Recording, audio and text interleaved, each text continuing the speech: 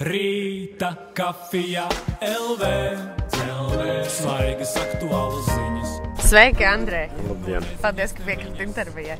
Pastāstiet, lūdzu, kas īsti vakardien notika sēdē, kurā jūs gribējāt pateikt savu runu, bet nepateicāt līdz galam?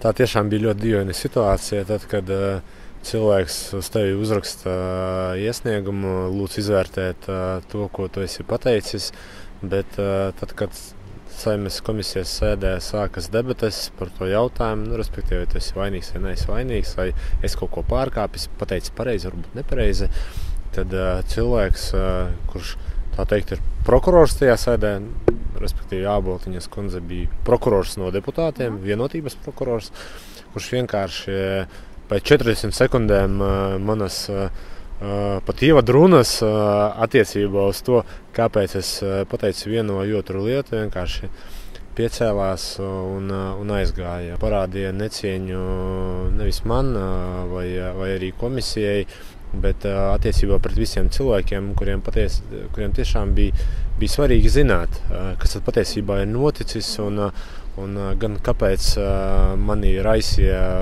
tādu sašutumu, lai es pateiktu to, ko es biju pateicis, un kāpēc tad arī man bija jāsaprot, kāpēc tad tieši Āboltiņas kundze ir uztvērusi manu runu tik personīgi un pieteicās pati uz šo debati, un arī laikam arī pielikšķi pie sienas. Bet beigās nenoklausījās šo jūsu runu līdz galam?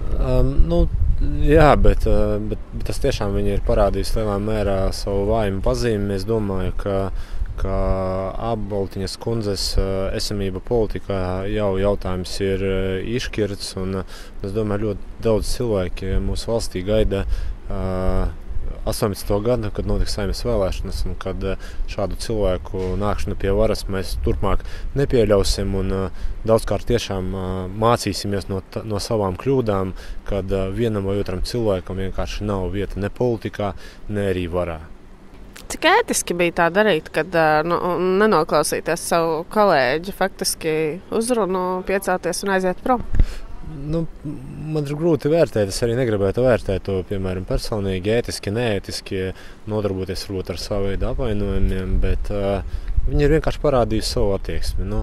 Ko mēs ar viņu varam vēl padarīt? Mums, tā teikt, vēl pusotras gadiņš, 2 būs viņam mazliet jāpaciešās, un es domāju, tad viss arī laimīgi beigsies ar laiciņu.